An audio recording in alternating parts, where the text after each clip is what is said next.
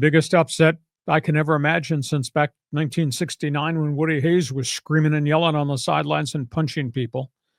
How does Michigan, 23-point underdog, do this to Ohio State with all those five-star players and all that NIL money? Michigan's defensive core, phenomenal. I mean, they won the battle at the line of scrimmage.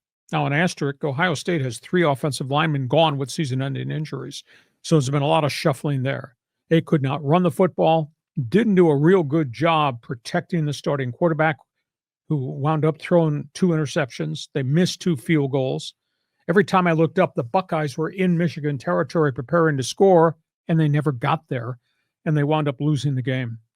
Michigan just found a way to get there, and that was really impressive that Michigan in the second half started to pound the ball, and Ohio State got on their back heels, and the Buckeye defense never, ever recovered.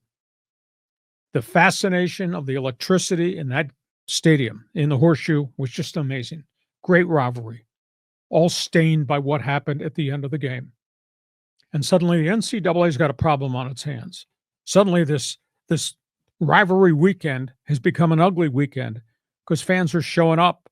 We won in your yard. We're taking our flag and we're planting it at the 50-yard line on your logo.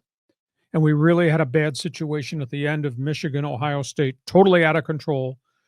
Ohio State players ran back onto the field and started throwing punches. And then Michigan's players responded.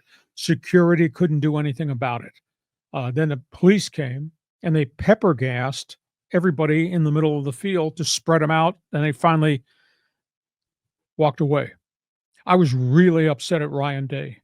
Ryan Day never went on the field in the midst of all this with his assistant coaches to try to pull the Buckeyes back, get them into the tunnel, and get them in the dressing room. He stood there and watched.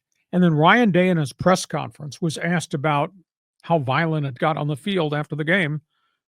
And his only comment was, well, we're not going to allow anybody to do that in our stadium. That's it. He sanctioned what his players did. Big Ten fined both schools last night $100,000 each.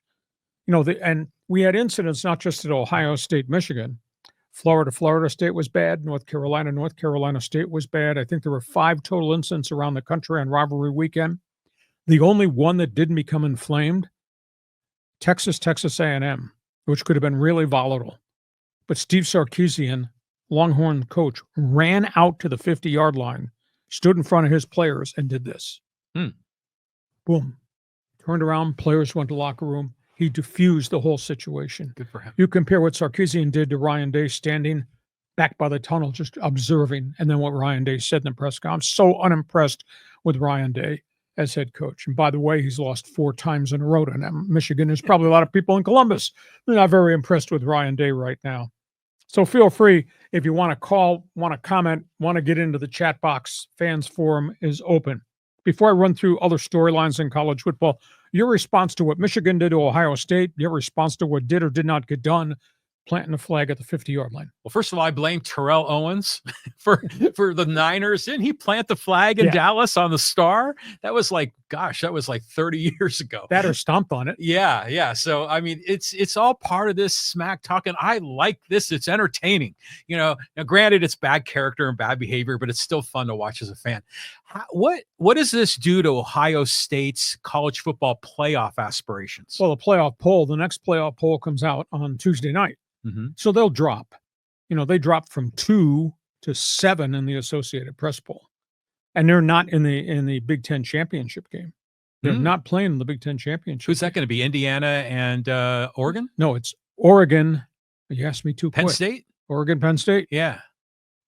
So Ohio State will make the playoffs, but they're not going to get a first-round bye. Interesting. So, okay, so you like the flag issue.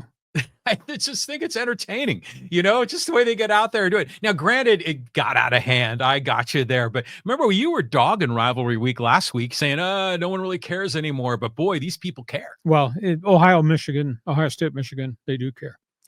Okay, let's go from